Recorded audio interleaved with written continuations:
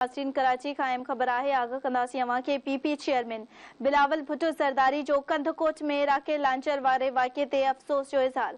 Peoples party chairman पारां वाक़े में 5 मासूम ॿारनि सूधो 8 ॼणनि जे मारिजण ते अफ़सोस जो इज़हार कयो आहे। सिंध ऐं पंजाब कचे वारे इलाइक़नि खे हथियारनि खां पाक ॾोहनि खां रोकणो पवंदो। बिलावल भुट्टो ज़रदारी जो इहो चवणु आहे।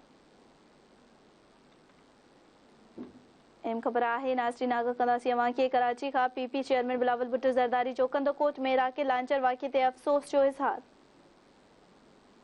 पीपल्स पार्टी चेयरमैन पारां वाक़े में 5 मासूम ॿारनि सूधो 8 ॼणनि जे मारिजण ते अफ़सोस जो इज़हार कयो आहे। इन हवाले सां वधीक अपडेट मालूम कंदासीं। कराची का chief reporter Shabir Lashari line ते मौजूद आहे। जी शबीर आगाह कजो।